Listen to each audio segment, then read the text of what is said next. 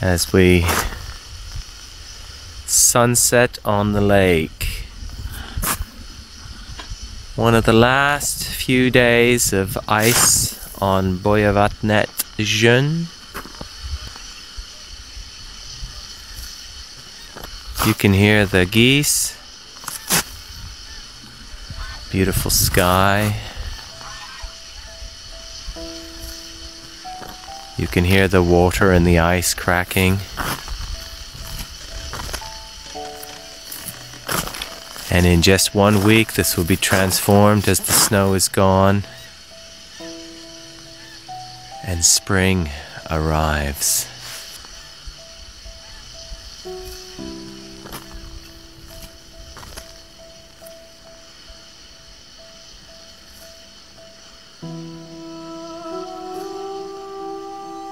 Welcome to the wonderful forests around me. They are full of biodiversity, red list biodiversity, peace and tranquility, beautiful trees. But it's all under attack. So, you know, this is today, and welcome to the future. You probably see behind me absolute devastation.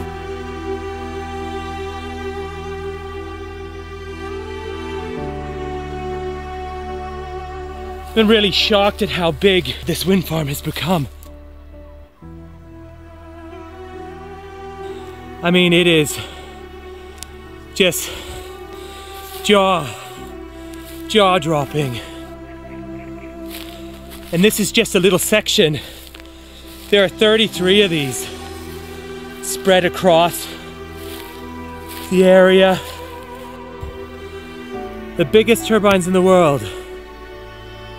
The GE Cypress, built, as we're claiming, illegally, exploiting the environmental permits, lying.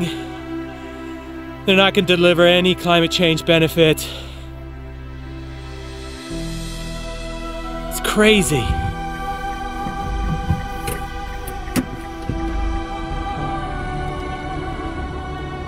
We've got to look for beauty. We have to be creative, we have to be creators and contributors and not destroyers and consumers. That's not the way it should work.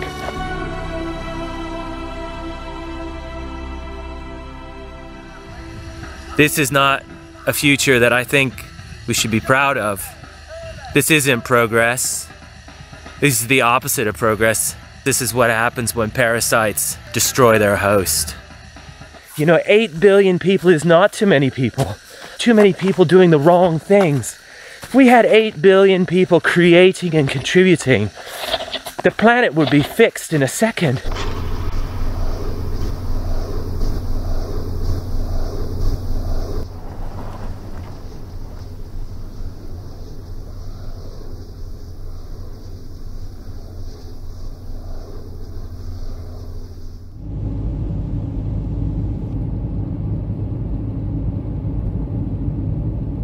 As a filmmaker, I'm receiving stories on a daily basis. From gardeners, farmers or individuals, we're all working with and in nature. Finding innovative ways in order to create the balance we need to simply survive and protect. They're all sending me their view how we can contribute to our planet and at the same time leading a rich and fulfilled life. And that's the complexity of the day, right? Because to be honest, we're all fed by the monster of wild uncertainty driven by politics and institutional fear. Where the holistic puzzle of life has become a psychedelic artwork, which no one understands anymore.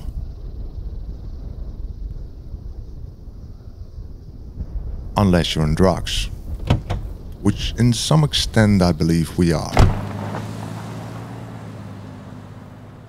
But this story somehow was different. So I asked him for more details. Everyone seems to start with their credentials on these types of videos. Alexander Pohl, I'm in my almost mid-40s. I studied civil and environmental engineering, been fascinated by engineering and the environment. So that was all about building infrastructure to fix the planet's problems. I spent 4 months in Grenada doing my thesis on waste management and rubbish on little islands in the Caribbean. I had a year off so I could travel.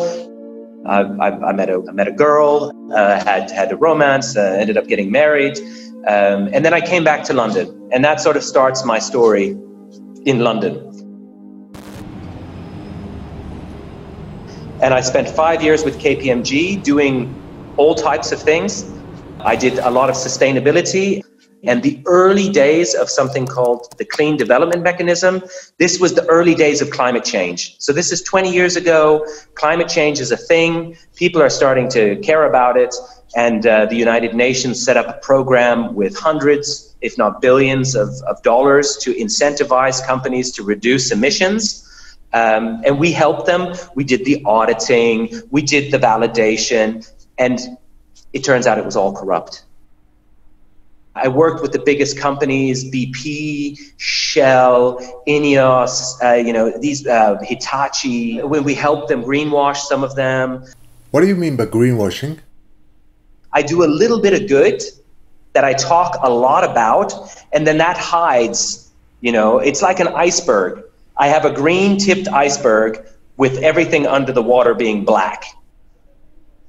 We helped a lot around auditing because, a lot of people rely on numbers to make decisions. This is a zero and ones world. And if you have a company like KPMG saying the numbers are good, well, even if the numbers aren't good, people still believe that they're good. And an auditing firm puts so many caveats. Why do companies go bankrupt when they've been audited? Well, it's because there are so many caveats that say, well, based on the information we saw, it looks okay. And it's always, it looks okay. It's not, it is okay. And that then allowed this underworld and undercurrents of, I will pay you some money to say this looks okay. You will not be held account, but you can do that across financial numbers, climate change numbers, amounts of pollution. I talk a lot about the little bit of good I do so that everyone is distracted from all of the bad. It was all about money. So I said, okay, well, who controls the money in the world? Well, it's the banks. So I said, okay, well, I need to go to a bank. And so I found a bank, a job looking at risk, and it was at HSBC, which prides itself on being one of the most sustainable banks in the world. That green finance provides a once-in-a-generation opportunity or a once-in-a-multi-generation opportunity to, at the same time, be bankers and doing the right thing. So I did hundreds of millions of lending to big projects, power stations fueled by trees, big wind farms, big solar farms. And I thought, we're good. But the whole time things started feeling funny. It was like a glitch. I was like, well, this doesn't feel right. These people are doing these big projects, making lots of money, but they're not sustainable. These are some of the most ego-driven monsters. There's a lot of dark stuff in these companies' supply chains. It's all about money. And they were using the sustainability agenda just as another tool, another stick to beat their suppliers with. So there was nothing about nobly saving the world. It was about more profit. And at that point, I was like, this is a broken system. Yeah. Then I got fed up. Then I said, enough is enough. I need to do something different. This is killing me. And I decided I was going to leave.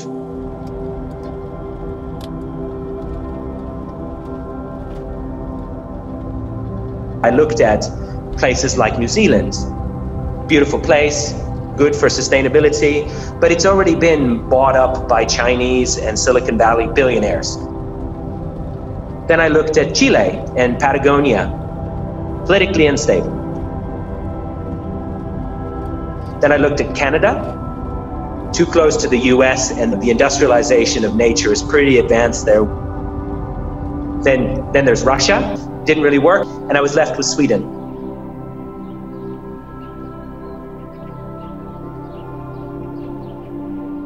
Sweden has the word Eden in it. I was looking for my own Eden, where I could do eco-village or permaculture, agroforestry, grow your own food, live sustainably, and this fit the bill.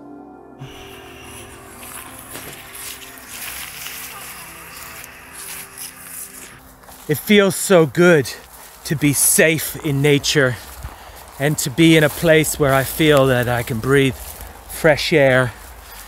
It's just so good. I want to get away. I want to be free. And here is the waterfall. Wow.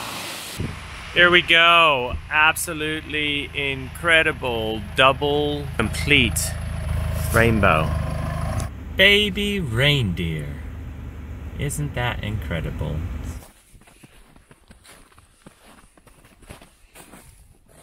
One of the greatest things about being out here in Sweden is the fact that I'm in the country and it's beautiful and it's natural and fresh air. Thinking about our individual purpose. And my purpose for the moment is to get gold.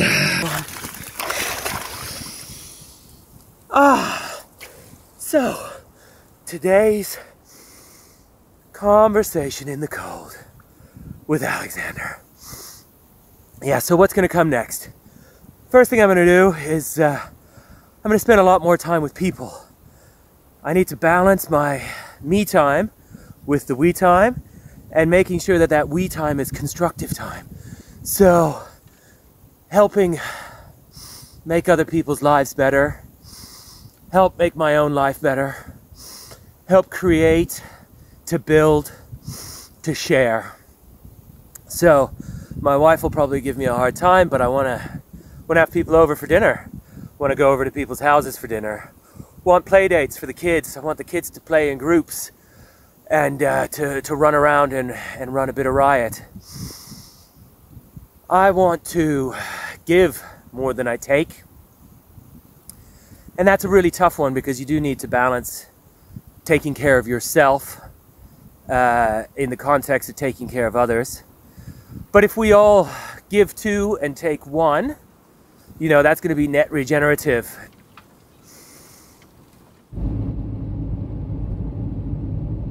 It was only through random conversation with someone locally who had said there had been a meeting about a wind farm.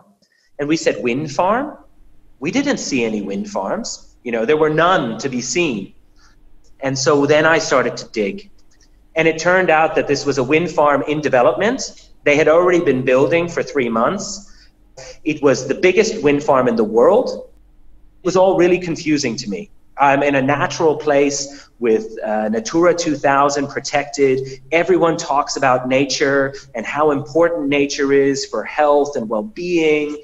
And then there's this basically industrial power station over hundreds of square kilometers of forest. It just didn't make sense. And then I started digging. I removed the facades and I could see behind the curtain. And then I started seeing the money. This money thing that I had tried to run away from. These people are everywhere. This is a systemic corruption. And that's why I persisted with you. And when people listen to our conversation and see the broader story, they can start recognizing those patterns in their own lives.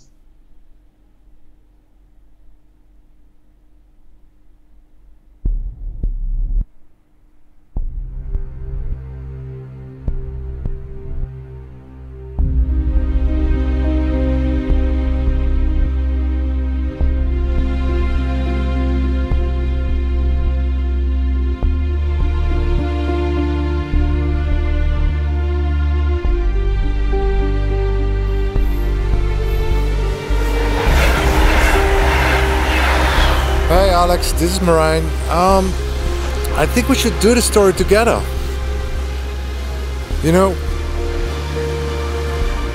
Well, justice is an easy word to pronounce, but, you know, can be a hassle to receive when you're alone, right? So, yeah, I'll be on my way.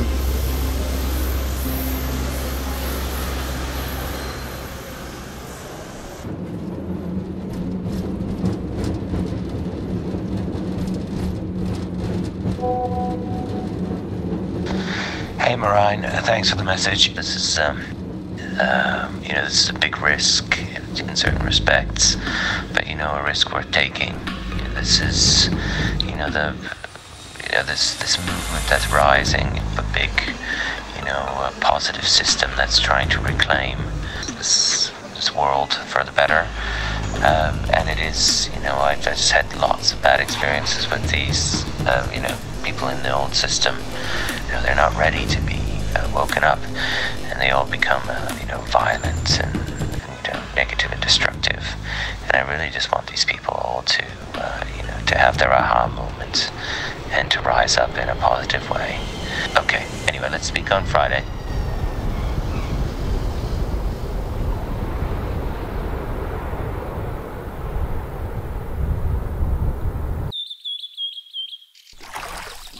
So, there we are in nature.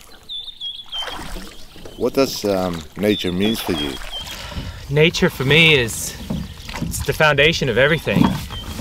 I am nature, everything is nature. So it's this, what was already there that we didn't create that makes us special. And this place for me is much, much closer to nature than where I came from when I was in London. And now, you know, I hear so much about climate change and nature, but I don't necessarily disagree with that. It's just the order. It should be nature first, and then, you know, we deal with what's left if there's still a climate problem afterwards. I just don't understand why we're so focused on climate and the solutions are destroying nature. You know, we almost treat the climate like a living thing, but it's not alive. It's what do you mean? Well, if you think about it, if you take care of nature, nature gives back, you know. You grow a tree, it will provide you food and shelter. You know, it provides our basic human needs. The weather doesn't do that, you know, climate doesn't do that. It's a facilitator, maybe, you know, it's one of the inputs. But ultimately, it's nature that you need to take care of because that's what takes care of us.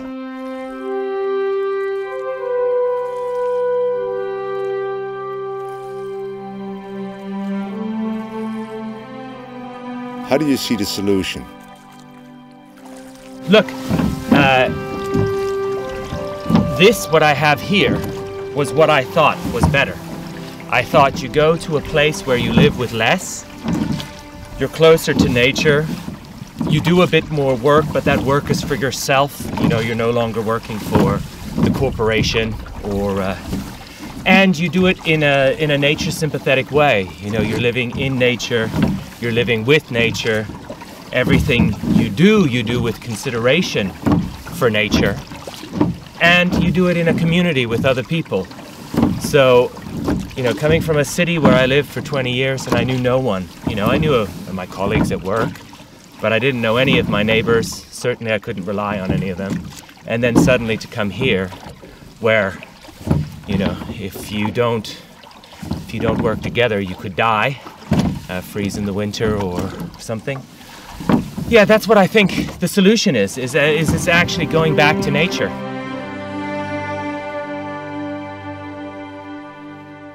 I'm no different than a typical person living in a big city, but now I am.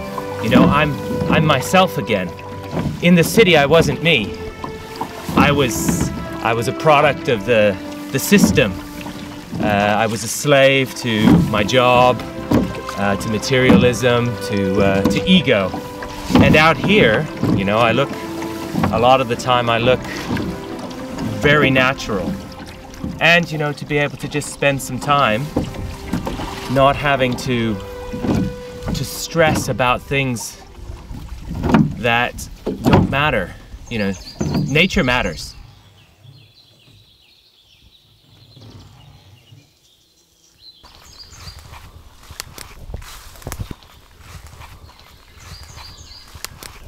But windmills aren't bad, right? Well, I'm not against the wind. We've always used the wind, you know, thousands of years for sailing and mechanical movements.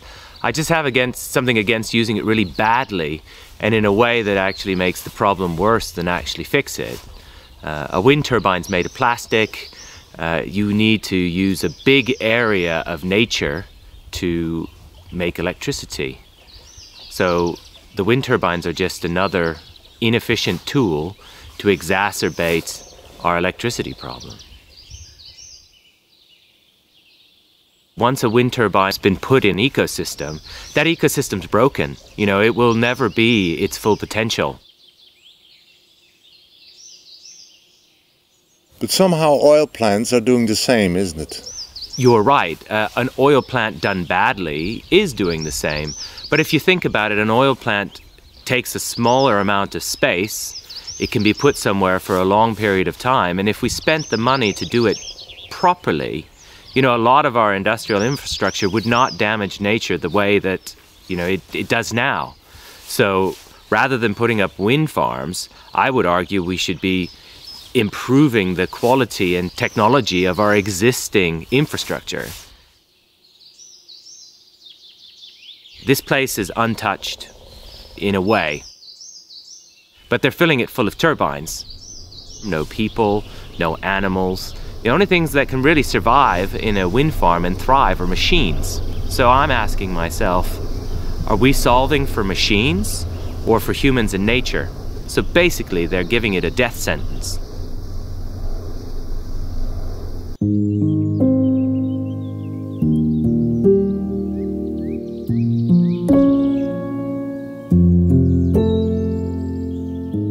It's an old family property, a couple of 100 years back. To the farm there is about 10 hectares of fields around here. I'm managing the forest. Last autumn I got a very big surprise walking there on the property with the beautiful mosses and the old forest that we kept. And out of the fog I started to see some new creatures. It was like steel buildings, and then I saw it was huge windmills. Before 2019 they were not there. And you didn't know anything about the wind industry before? Triggered by this, I started to study the issue. But do you think one day wind energy can become a solution? My answer is no. Definitely no. I don't see a future with windmills. As traveling around the world and working in the forest sector, I have enjoyed where they put windmills farms in cooperatives or in rural areas and so on, Africa and Southeast Asia and so on. But when they started to be these huge parks into the national grid, I don't understand. The problem I see is a global problem, because studying this from scratch, the mining and the refining and the production and the fabrication of the windmills and all these materials that is needed consumes a huge amount of energy, which is 100% fossil. These rare metals are to a big extent Chinese. They are dominating the market. And now people around the world are looking for new mining to assure or safeguard their supply of these metals. So we are going from a fossil society to a metal society. And I don't believe it's the right thing. Swedish people are very nature-friendly people. They're destroying the nature for both humans and animals. And and I have been there since I was a little kid and know this place. I love that place, and now when I see how they are destroying it, it makes me sad. How do you think it's destroying? Yeah, they are placing these monster turbines in a quiet area. There's only forest. You don't hear any other sounds than the wind and the birds and maybe some trucks, some cars, but it's a very quiet place. There's no city environment. And I think the government now knows that these people are raising against it. I think it's a big problem for the government. Now they want to remove the kommunala veto. Every commune has their right to say no to wind farms. But now the government wants to remove it. But many people are scared, especially here in Jämtland. I think. Wherefore? I think people are scared for authorities, and for the government, for the big companies. I think people are told to shut up.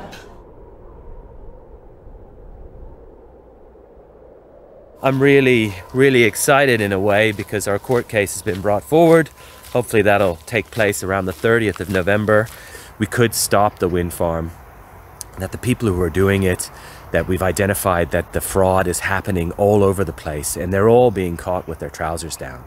You know, they've become so brash that, you know, and so audacious that, you know, they started to make mistakes.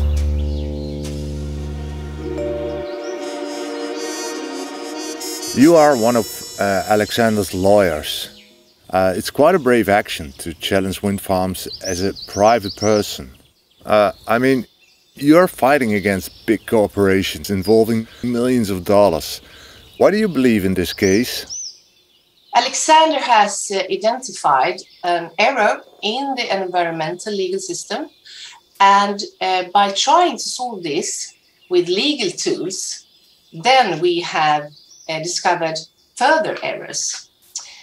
These errors that is hard to catch legally, and that is basically because the environmental code in Sweden and the environmental legal process is based on the trust of the developers. And besides that, the legal force of a permit is strong, and the public interest is in the hands of the authorities. And this is one of the big problems that we are meeting and struggling with. I just got an email from my lawyers talking about challenges in accessing justice in the Swedish legal system. We've been highlighting the fact that they've been committing fraud and doing illegal activities, but the courts have not been giving us access. And actually it's reached the point now that they're just dismissing our cases, citing the fact that we as citizens don't have the legal right to question permits issued by the government, or even really to question the government at all. And so it's super strange if we don't have access to justice. How is the government accountable if citizens can't hold it to account? I mean, we have all the evidence, but if the evidence doesn't even make it into the courts, it's as if our evidence didn't exist.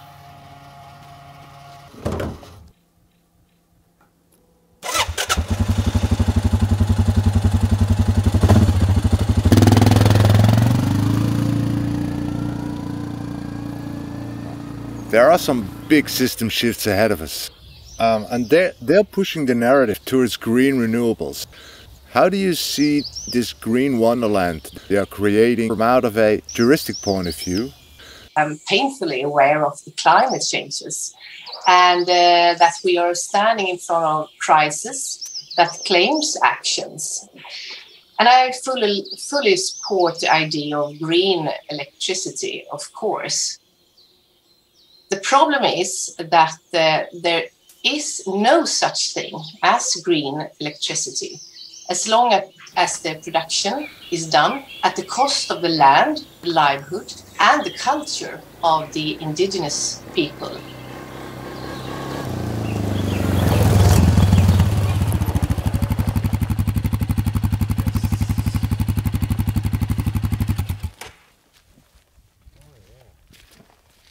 Wow, they're massive. Wind turbines are surprising machines. You know, I'm an engineer by degree, so I used to love these things. But you know, each turbine takes about 30 truckloads to get here. Steel towers, plastic blades. The blades of a turbine actually are a little bit like an airplane wing, but they're made with layers and layers of bisphenol A plastic, usually around a core of carbon fiber or balsa wood from the Amazon. And then on the outside they put some kind of an epoxy paint or something along those lines. Actually, over time they degrade, just like a propeller on a boat or a propeller on a plane. So over the life of a turbine, they're throwing out kilos and tons of microplastics. These turbines are 140 meters up to the generator, and then each blade is approximately 80 meters long, weighing 20 tons. The generator on top is probably another 60 tons. There's about 100 or 120 tons, so the equivalent of maybe 120 cars on top of this steel tower. And then what lurks beneath is a massive raft of concrete. Thousands of tons of concrete down there, massive hole. And you know, this is what they call progress. It's always carbon dioxide, no talk about poisoning the planet through heavy metals, no talking about poisoning the planet through plastics. You know, if you stop burning fossil fuels but you keep making plastics, you still kill the planet. It's crazy, the insanity. Yeah, so you can just see the scale.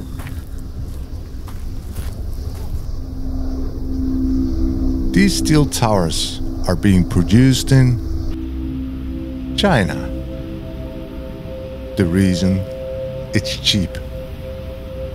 They're manufactured in coal-fired steel plants, as we're being told, not so environmental friendly.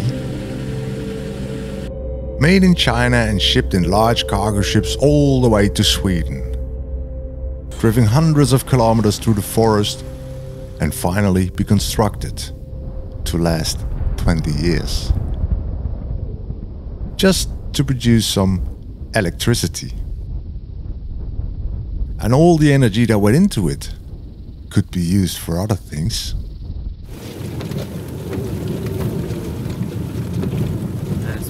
You know, this is the reality of wind farms. Devastation. Clearfeld. Up. This is wind farms. I just thought you'd like to see how they line them up. Line them up, cut them down. Rows and rows, ready for the machines to come and collect them to be liquefied, shredded, whatever they get used for.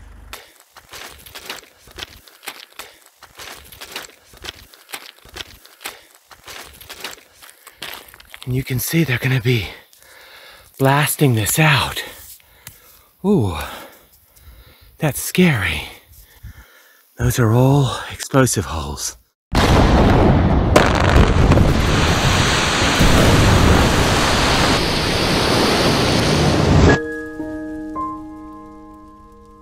And as you can see, you know, this isn't pretty.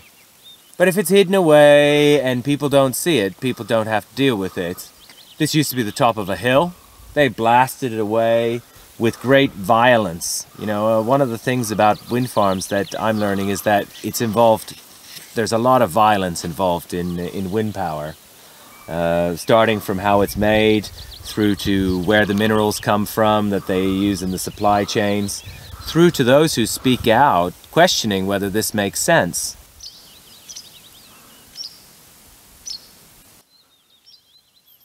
It's not a surprise. Windmills heavily rely on critical minerals. Neodymium, praseodymium, and dysprosium. And these rare earth elements rely on volatile and Chinese concentrated supply chains. It delivered 70% of the global demand in 2018. The good news: the Chinese market will go wild. The bad news: it's damaging a lot more than it will fix. 内蒙古的包头是中国最大的稀土生产基地。尽管稀土是珍贵的矿产资源，但是污染危害性却非常大。The environmental impact of the extraction is estimated to be more damaging than fossil fuel extraction due to the toxic effluent emissions and waste generated from the intensive mining activity. Tons of radioactive waste is generated as a result of the refinement of the minerals. It has impacted the access to fresh water and food production in local communities surrounding the mines. In some regions, vegetation has stopped growing. Cattle have died from toxins in the soil, and drinking water has been contaminated.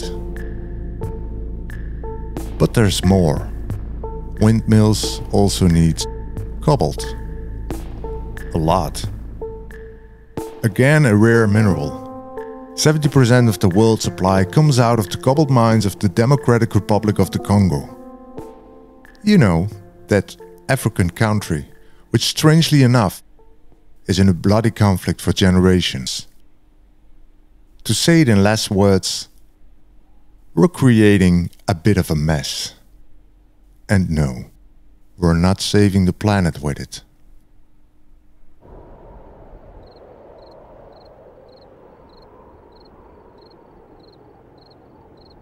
You know, you're in the city, in your comfortable space, and you don't know what's going on in the middle of the forest. When I was sitting in my office in London, I used to finance wind farms, and I believed in this, but I didn't know. And you know, as soon as I got more information and I started looking behind the propaganda, I couldn't believe it. I had cognitive dissonance, and I never thought I would be that kind of person who would just ignore something. So then I went into it, and you know, I've come into these wind farms now, I've looked at the devastation, I've spoken to the people who build them. They even admit that this is ridiculous. But they're getting paid, and they've got bills to pay, so they just go along with it. But at some point we're all going to look back and say, why were we such idiots? So yeah, this should save the planet. You know, if this saved the planet, sign me up. I'd grab a shovel. I'd be digging here. But now that I know that this is actually going to destroy the planet, I'm raising the alarm. You know, every time I go out and talk to someone, I'm trying to make them convince me that this makes sense. No one's convinced me yet.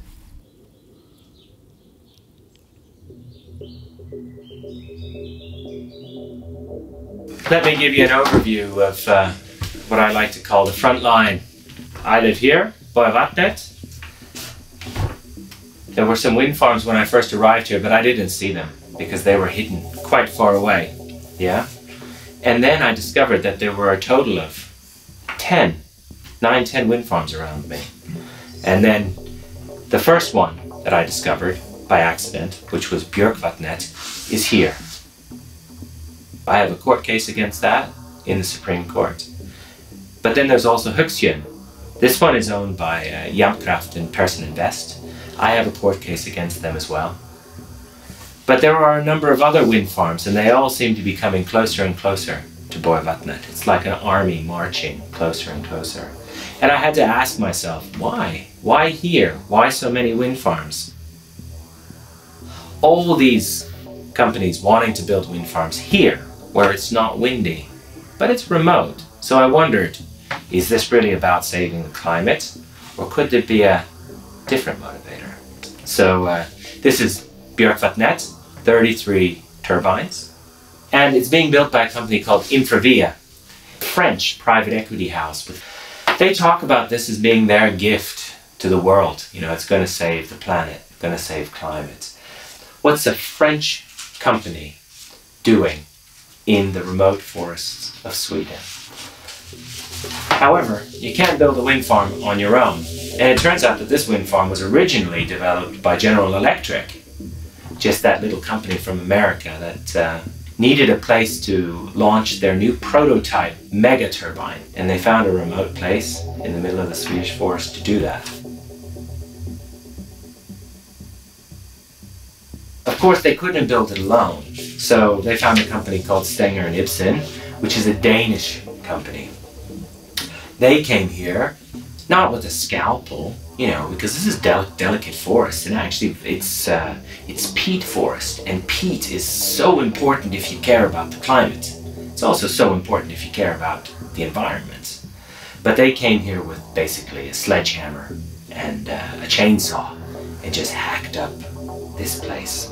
Of course, you can't build a wind farm without someone to take the electricity. And in this case, the poster child is Google. They are going to save the world with a wind farm. Why do they need it? Oh, well, Google's building a new data center for the cloud in Finland, 1,000 kilometers away. So the electricity here will partly go to Finland? Yes, most of it will go to Finland. And why is it going to Finland? Because it's cheap. Why doesn't it stay in Sweden? Sweden doesn't need it. Sweden met its 2030 renewable energy target in 2018. This place is full of hydroelectric from 1930 and 1940s. So they don't need the electricity. And actually most people don't realize that a lot of wind farms and other renewable energy projects are to feed new infrastructure that was never there before. So it's not even fixing, you know, the existing energy. It's all new. But of course, Infravia can't build it on its own. Infravia doesn't have any money. They're just a manager. So they have to find people. They have a fund in Luxembourg because it's good for tax, you know, tax avoidance. And they found investors who are happy to put their money into Luxembourg to get a tax-efficient way of doing business. This wind farm will never make money. You know, these wind farms are designed to make losses, so they don't pay taxes here. They take all that money to Luxembourg, so you can get, you know, you can get the maximum profits. Who did they find? They found Munich Re, one of the largest reinsurance companies in the world that just talks about how great it is for the environment. They're from Germany. Of course, Munich Re is not alone. This is a super secret Luxembourg fund, as most Luxembourg funds are. You know, you don't want to know who's tax avoiding because it doesn't look so good. But they got themselves the Oslo City Pension Fund from Norway, W&W, a pension and insurance company in Germany, and finally a Dutch company, the Physiotherapist Pension Fund, invested in the remote forests of Sweden. I wrote to all of them and said, hey, do you know what people are doing with your money? You know, maybe they're not telling you the truth. None of them really cared. So, you know, of course you can't build a wind farm without banks. BNP Paribas, a top bank. More banks, Dutch bank, ABN AMRO. Another French bank, SocGen. And finally, I discovered that the fund in Luxembourg has an SDG-linked equity facility. That means they borrow the money, you know, even for the little bit that they're supposed to put in themselves. I said, yes, HSBC, the bank I worked for. I wrote to my old boss and I said, hey, you guys are the top, you know, the pinnacle of sustainability, an SDG-linked, so Sustainable Development Goals linked facility. What if they're lying and it's not sustainable? They basically said, hey, you know, we're not really that bothered what they do on the level. We just take an average and, you know, we just look at it from a, you know, an umbrella perspective. So again, you know, no one cares about the detail. It's just about the profits and, you know, the image. And that really hurt. But of course, I thought, hey, you know, there's a United Nations of players here. The United Nations is actually involved. Infravia proudly wears the United Nations Principles for Responsible Investment badge, which is supposed to be the gold standard that this investor actually cares and that he's honorable and trustworthy with regards to his sustainability standards. I wrote to them and said, hey, Infravia is misusing your badge of honor. And the CEO, Fiona Reynolds, came back and said, look, we spoke to the company. They said everything's okay. They did their paperwork on time and they paid their fee. So therefore, we're not going to do anything else. I understand there's a lot of money at play here, but all of this just seems to be smoke and mirrors. Sustainability is just distracting you. You hear the words, you don't actually look at the detail. And the only conclusion I could come to, based on all of these players, what they're doing, looking at the projects, looking at the actual impacts, the benefits, it's just all about money.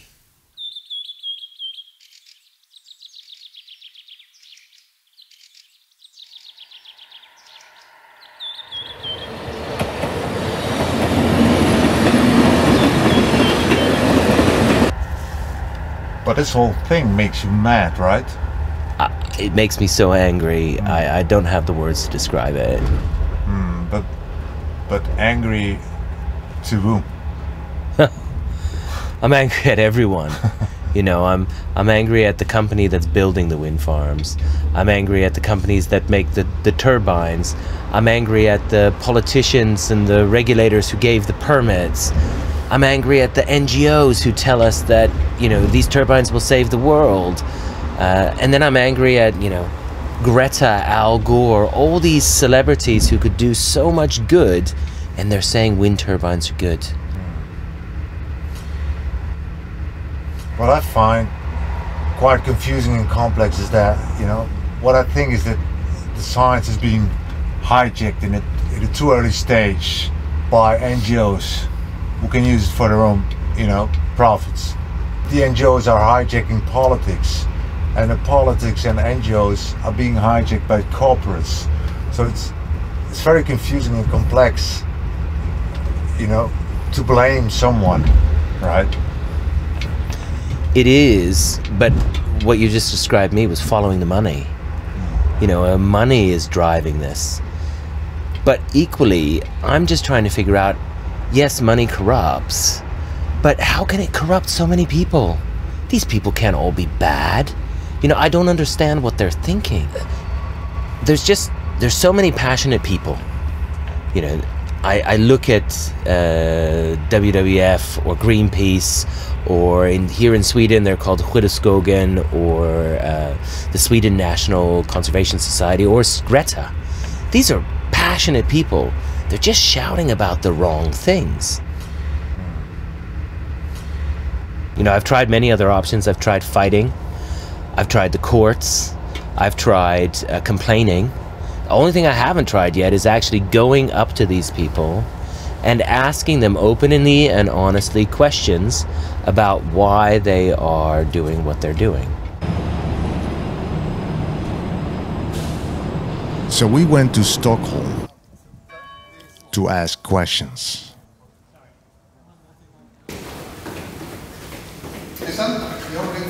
Oh, hey! Tack! Oh, bra. Thank you very much. Today, SCA is Europe's largest private forest owners, and it is the forest, 2.6 million hectares of forest land, an area about the size of Belgium. That is the core of the company, and around this resource of well-managed, well-growing forests, we have built an industry and other activities designed to create as much value as possible in and from these forests.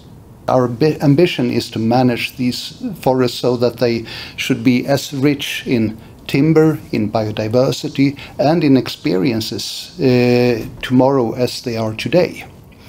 At the same time, we see these forests as a key resource when it comes to combating climate change. You spoke about SCA and the value of the forests, the trees, I guess the fact that they grow on their own with careful stewardship. How does that connect with wind power? we have two value streams connected with this land resource. First, we manage and use the forests. And when a tree is harvested, we make sure that all of it is put to good use. The other value stream is that our land resource also is well positioned for wind power. For historic reasons, SCA owns a lot of land on the ridges between the rivers, and these areas make good sites for windmills. A wind farm in a forest is a degraded land use for many reasons. How can SCA manage that conflict without being true to itself? You say you want to improve the biodiversity, and then the second pillar is industrializing the forests. Most of the forest is outside of these wind parks and is unaffected by them. And then within the wind park, the distances between these wind turbines is a matter of kilometers. I myself, I hunt in an area which is a wind park, and from most perspectives, the forest in the wind park is a forest. There are roads there are wind turbines there, but the area that they sort of make use of or industrialize, if you want to use that term, is fairly small. So most of the land, even within the wind park, is still forest. And there are some challenges, for example, when it comes to some birds of prey and so on, but for most animals and for all plants, the wind turbines have no effect whatsoever. Tack så mycket för det. Då går ordet till interpellanten Alexander Anstrell, Moderaterna. Varsågod. Tack fru talman. Tack minister för svaret. För mig så är det väldigt viktigt att belysa både för- och nackdelar med en utbyggd vindkraft. Det handlar om vad det betyder i ett såväl större perspektiv när det gäller... Alexander, you asked some critical questions to the parliament about the construction of wind power in Sweden. Well, what exactly did you ask? I asked the minister if they have research about microplastic, or if they have enough research to know that we are taking the right steps into the future. But I didn't actually got any good answers on that one. They said we have research, but not so much research. I think about microplastic and about animals, but mostly the steps into the future. We have to put the effects of the wind energy to what are we doing to our nature and to our people and to the animals. And I didn't got any good answers there. Does it give you concerns? Yes, because I would like to take decisions that I know are built on research, and not just that it could be good. We have to know it's good as much as we can know, and I think we can have some more research on this one.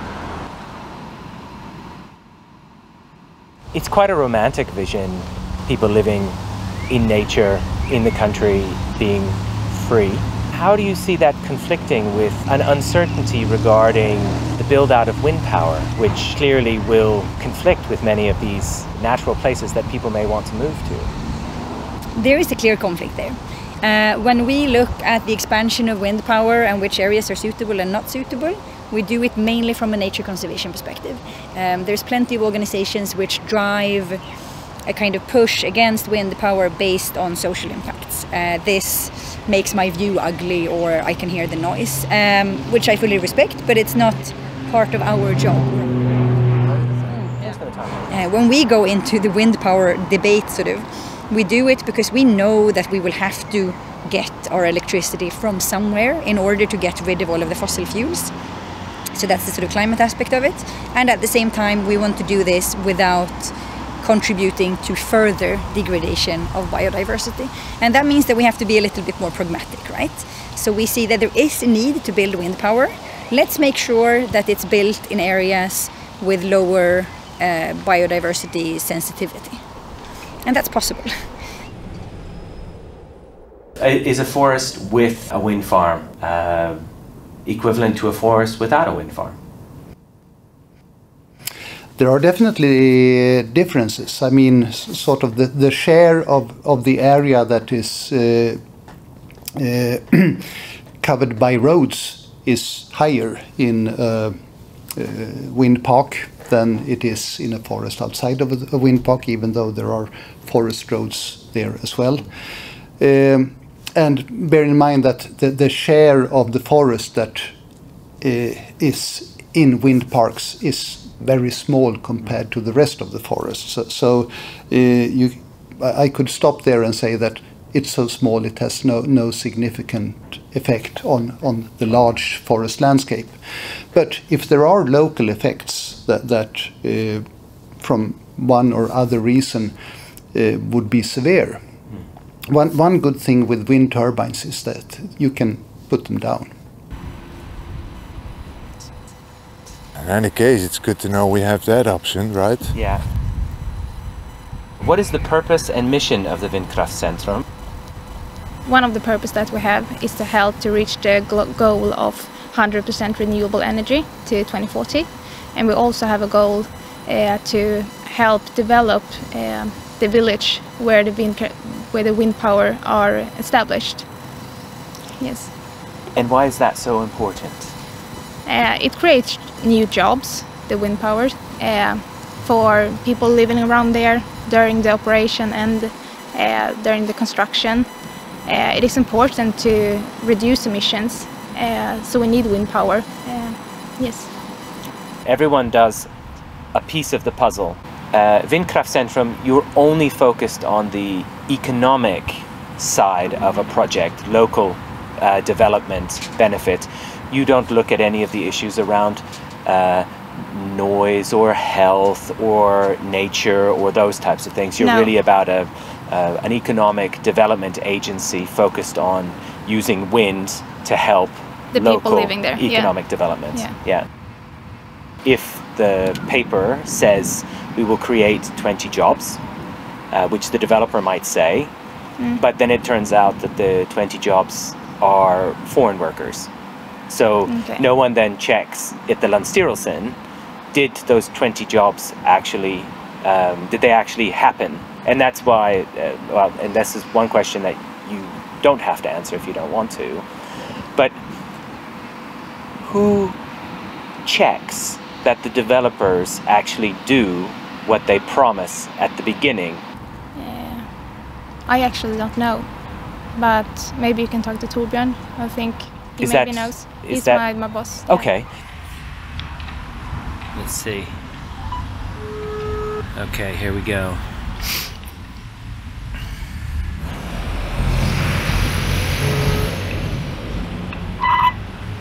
Vindkraftcentrum, Torbjörn Maxvik. Jag kan inte svara just nu. Kolla in ett meddelande eller skicka sms eller mail. Ciao. Okay. Hello, Torbjörn. My name is Alexander Pohl. We had spoken to Linnea, and she had one or two questions that she referred back to that we should speak to you. Hey, Torbjörn. It's Alexander Pohl again, just trying to catch you to finish up this interview. Hey, Torbjörn. It's Alexander Pohl trying to catch you for a third time. It would be great to finish up the interview we started with Linnea. I hope to speak to you soon.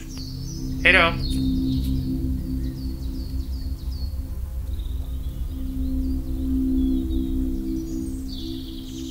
The region of Jämtland has taken a proactive role in implementing wind power through the launch of the Power Region Initiative. Wind power is an industrial solution, and to be honest, with some negative impacts on the environment. And as the Landstyrelsen is responsible for permitting and monitoring the construction of the wind farms, How does it ensure that these impacts are understood and monitored? Ansökan om tillstånd vid en etablering, den prövas ju enligt miljöbalken. Och den säger då att man måste genomföra ett samråd. Och det sker tillsammans med Länsstyrelsen, med kommunen, enskilda personer och allmänhet och organisationer och myndigheter som kan bli berörda. Och då meddelar de sitt beslut och det vinner laga kraft om det inte överklagas. Det är väldigt vanligt att det överklagas och den processen tar flera år. Does that mean that old promises can be changed because of new standards? Under den här processens gång så är det väldigt ofta så att tekniken har utvecklats. Det har hänt ganska mycket. Det kan ha tillkommit ny kunskap och även då ny teknik hos själva vindkraften. So, round can become square and cheap can become expensive. Saving the climate can become saving the corporates. Or better said, all this is a shot in the dark. But hey, we're doing good, right?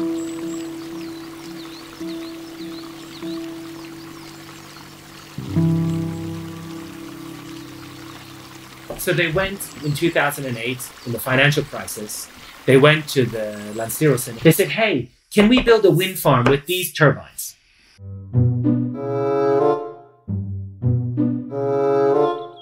And back then, everyone was desperate and Klimat was new and stuff. So they said, okay, hey, you can do that.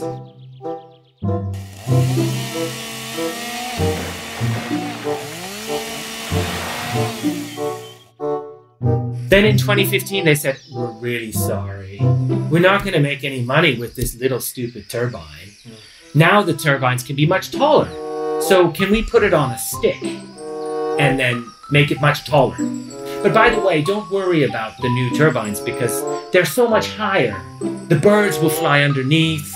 It's much further away from the ground.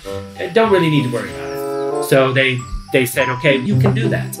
They had to do some studies, but of course the company pays a company to do the study for them. So the studies are always, everything is great. And then when they built the wind farm, they put this here. So they went from this to this. Yeah. And they never got an approval for this. If they would have asked for this at the beginning, they would have said, you guys are idiots.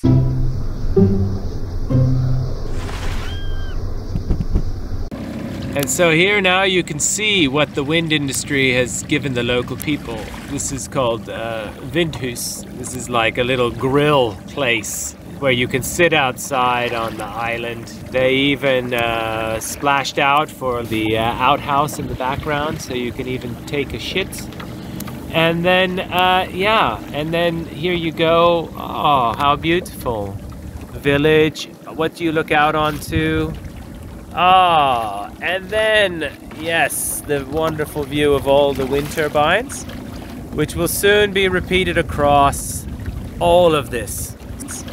So this little donation from the wind farm money becomes an insult as they can sit and watch their village be overrun and destroyed by wind turbines.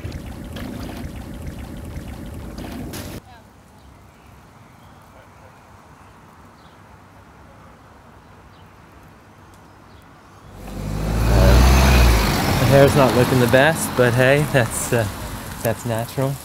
Det är riktigt. Är det så ni ser på det? De flesta som är här? Där är en, nu är några här. Kom igen. Ja. Tack. Jag heter Alexander Pohl. I have to ask my question in English because I've come from Jämtland where we have the same situation. Förstår du vad vi säger? Yeah. My question is, how will these wind farms fix climate change when they don't calculate the CO2 that they're going to save? Vi kommer till det lite senare bara. Du ville säga något. Vi kommer till den frågan senare. Var det du? Ja. Nej, men alltså det är ju en rådgivande... The answer? We don't know. But all experiments are allowed in a global crisis. And everybody wants to do good. And do business. and that is double trouble.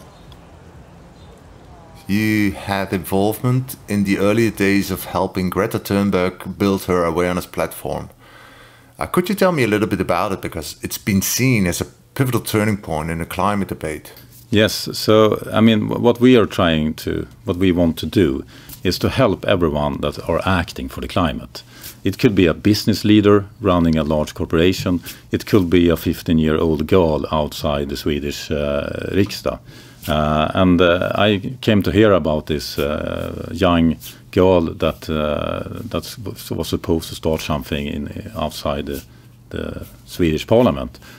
So I wanted to go there and see what it was all about. And I was expecting something very differently. I was expecting kind of a group of kids that were going to demonstrate, shouting, angry with signs and all that activist stuff. But it was nothing like that. It was only a young girl sitting at the side on the street. And I just stood there before approaching her, like taking in the situation, because it was so clear that everyone on the street, they didn't even look at her. They just walked by, carrying on with their business as usual. And there you have this child with a sign and the weight on the shoulder screaming, "We need to change." So the Greta phenomenon is both very much timing and the picture of a child telling the truth. Do you therefore think that we need to have more friction and more challenging? No. No. I don't believe in that at all. We can't portray people like enemies, like portraying big oil as enemies or portraying Jeff Bezos as enemies. I don't think he's an evil person. I just think that he could do better. I don't think we could have a bad person change if we're portraying them as an enemy. Maybe they're not going to change anyway, but if you take a big corporation, it's based upon their employees. You have 1,000 employees, and that means that if an organization is doing something wrong, the only ones that are going to change that organization is the people inside. And if you're portraying all of them as bad people, they will be bad people. If you instead are trying to nudge them to change, and if you see someone inside doing something great and helping that person, you will have a much, much higher probability to change that organization, to not be bad anymore. I mean, organizations don't want to be evil, but if they are evil, there are still a lot of people working for them, try to help the good ones win inside that company. So we don't have time to portray people, businesses as our enemies. We need to talk to even dictatorships. We need to have them to do this because we don't have time to replace them. We don't have time for war. We don't have time for revolution.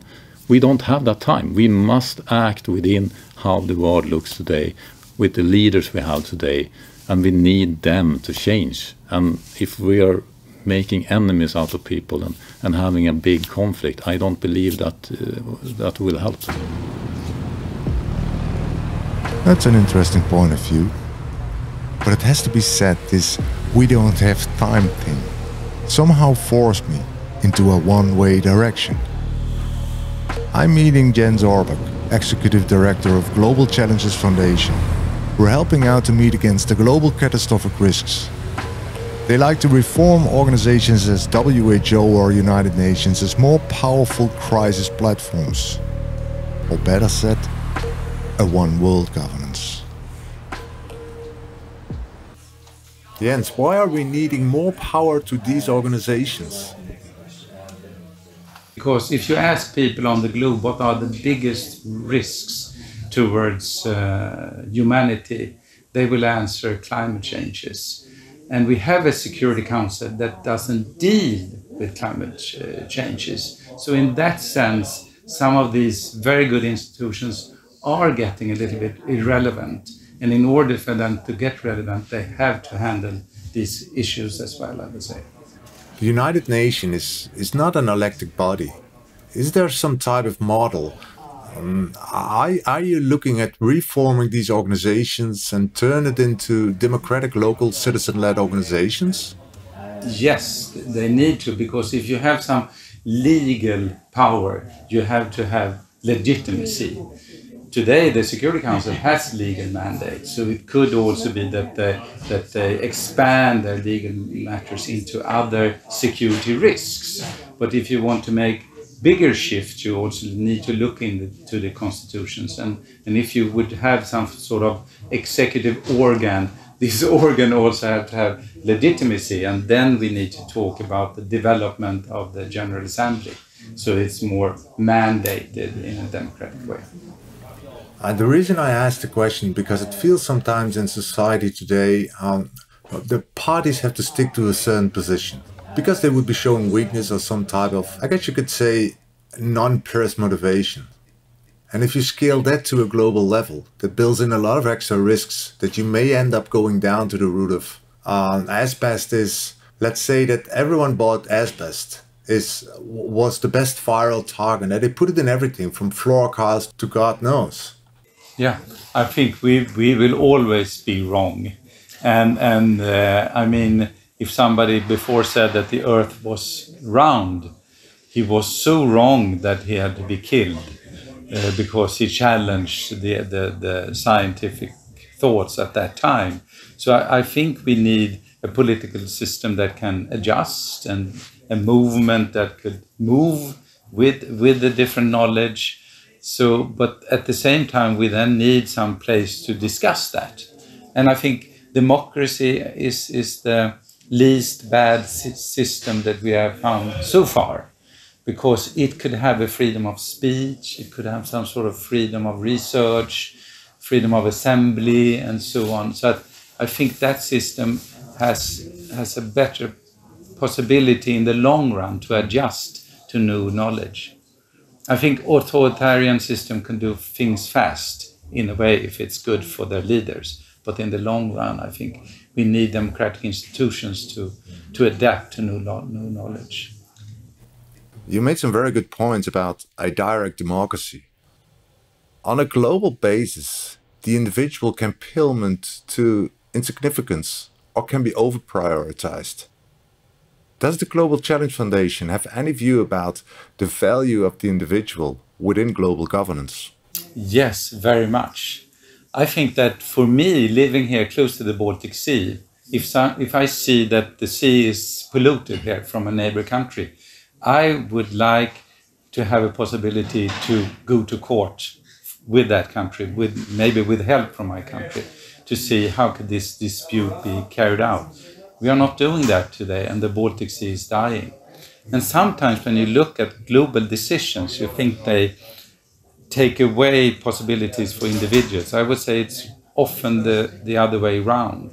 Like, for instance, the human rights that we have, freedom of speech, freedom of assembly, they give freedoms for individuals, not only to move around on the globe, but also to affect their policies. So I think that the policy decision on the global level, to a large extent, should secure the freedom of the individuals.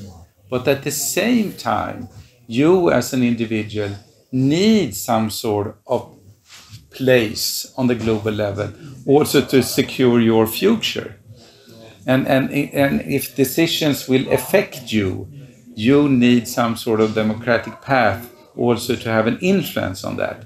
But to say, I decide myself, so I stay in my village, I don't think that's the right answer today, because there is a road from that village, there is air coming to that village, there is water coming into that village, that you as an individual also need to have some sort of influence on.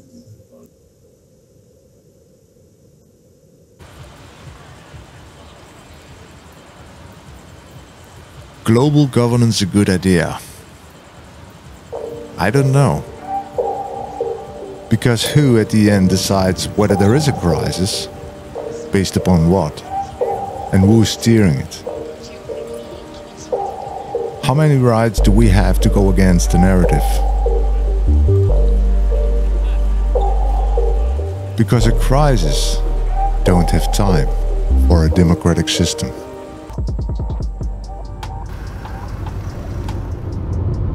You know, all people we met so far were pretty interesting, but all conversations we had were sort of based upon the premise that climate change will kill us.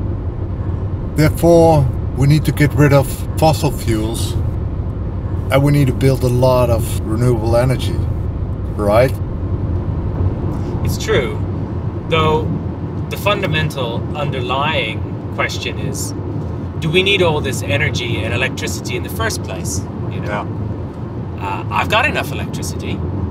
Do you have enough electricity? No. I think most citizens have enough electricity, and even if you go to the developing world, they probably have enough electricity. So who needs all this extra electricity? You know, it's not necessary. It's just factories and heavy industry that are building things that people don't need to drive the capitalist model, which is owned by just a few people. So I do get frustrated by the fact that they're telling us that we're all going to die in response to something that no one has actually asked if we actually need. Well, and people talk about putting a price on carbon, a price on nature, but that means that you treat them like commodities, right? As long as you can pay the price, you can use it. And actually, this using and abusing, we're raping nature. It's disgusting, and no price can make that okay. But we need to figure out how to get these individuals to no longer be motivated by money.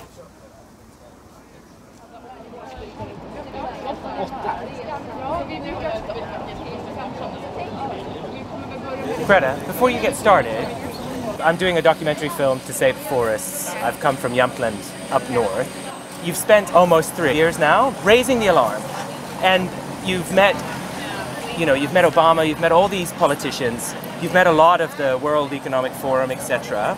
I'm proud of you, and I think that you've raised the alarm. What do you think is the next step? Because we know who's to blame. We know we've got the climate and ecological emergency, which I call a resource consumption, land use, and a pollution emergency, but people kind of get confused by that. What do you think is the next step? Raising awareness. Raising awareness? That's our goal, and we still haven't achieved that. The level of awareness right now is close to non-existing. Yeah. In order to make any changes whatsoever, we need to raise the level of awareness. Because if we don't have people who are aware and who are pushing for change, then we won't see any change. That is such a good point.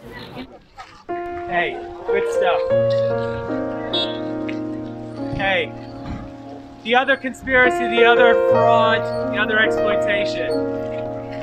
Where there's fear, there's money.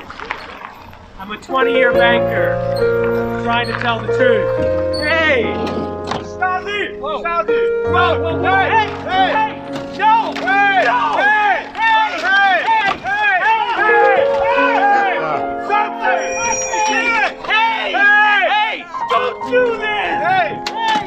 How you doing? Hey! Hey! Don't! I'm scared! Hey! Please let me go! No! I don't want to go! I just want to go! I just want to go! We are here for peace and freedom! Hey!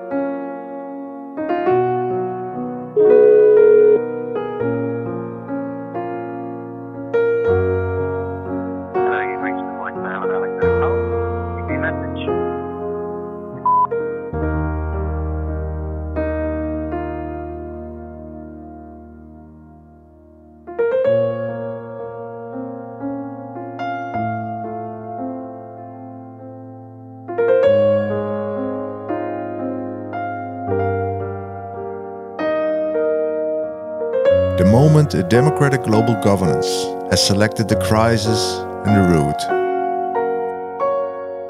it starts to protect it and sees the public doubt as a threat to disrupt, on which totalitarianism follows.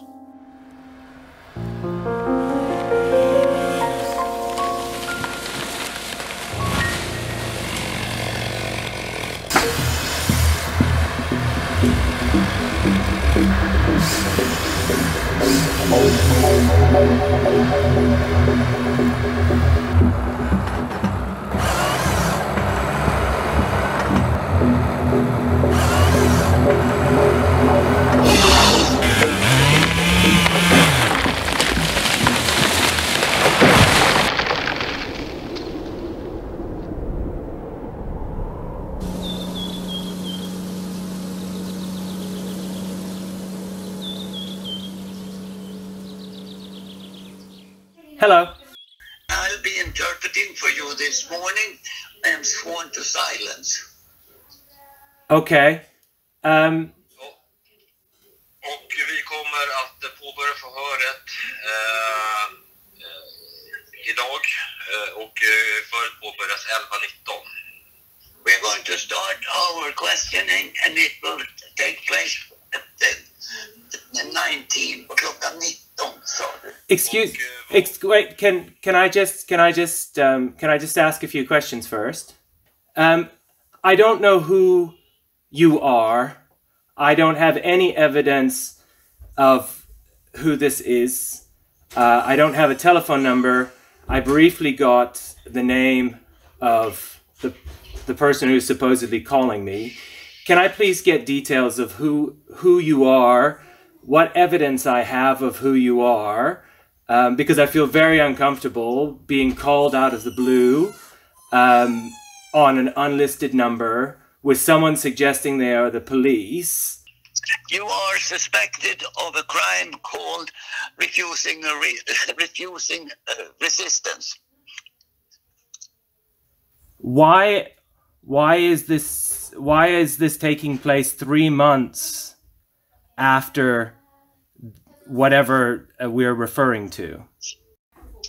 Because it takes time for us to investigate minor things. Hopefully we can finish this incident today.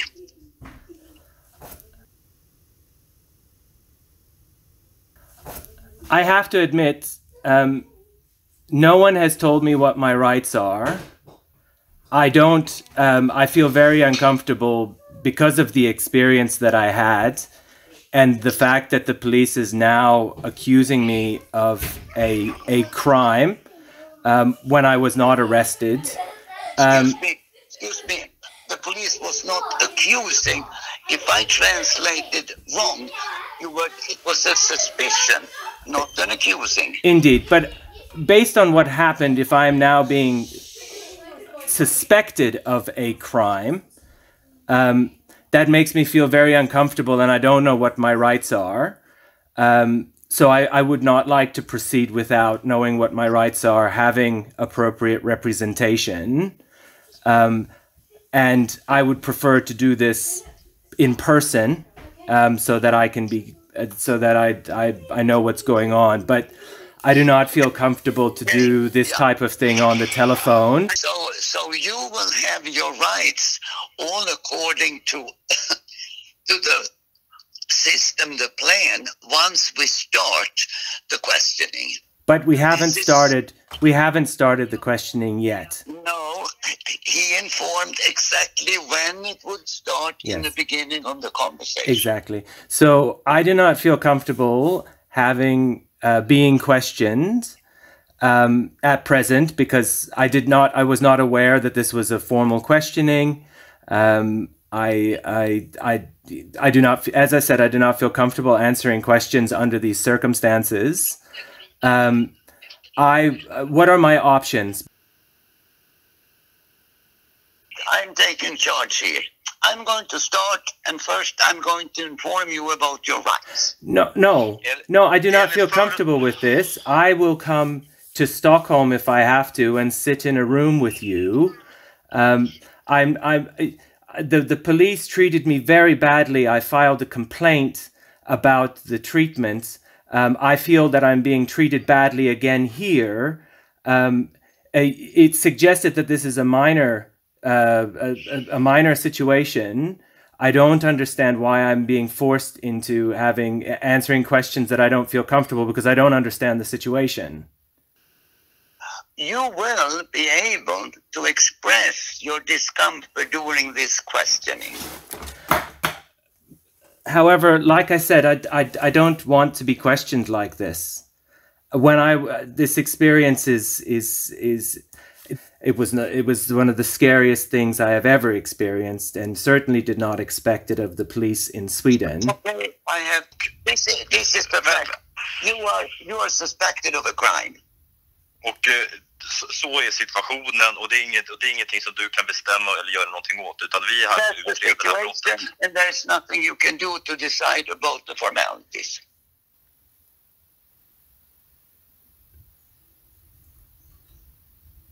Hello? I'm not able to take this call. I have to go. I can't handle this. This is too much for me. I'm sorry. You're going to have to call me back. I can't take this. Okay. Bye-bye.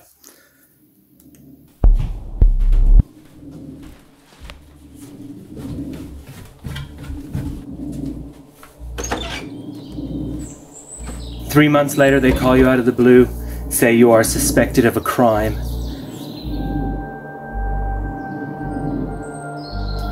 I never experienced anything like that. 6 guys in gas masks. Don't even say anything, in silence grab you from behind. They don't speak. They pin me down for 15 minutes, handcuff me brutally, smash my everything that I had with me. They treat me like I'm a piece of dirt.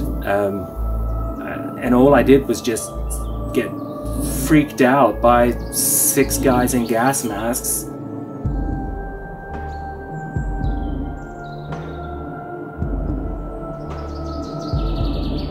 And now they're calling me and say that I have no rights. I had to hang up because I can't deal with that. If they want me, they can come and get me. But I mean, this is police brutality of the, intimidation, total intimidation. I can't talk to them. Lawsuits, problems with the police. You lost friends. I mean, how far are you willing to go to, reach your own justice? Yeah. I ask myself that pretty much every day now. It's really hard going, but I feel like if I don't give it one big push and I'm almost at the crest, either I'll find the truth and that will set me free, or, I gave it my best and I failed, and then I kind of just move on with my life.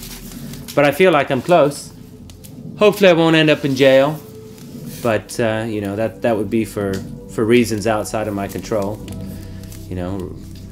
But one way or the other, I will end up somewhere.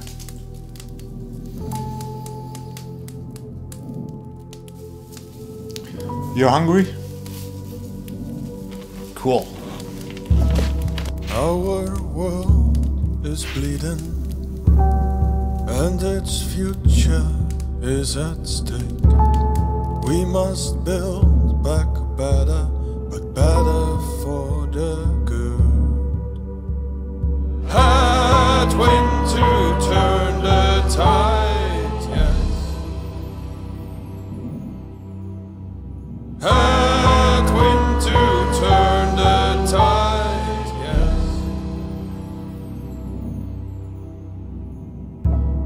Our world keeps spinning. It is time to pull the brake.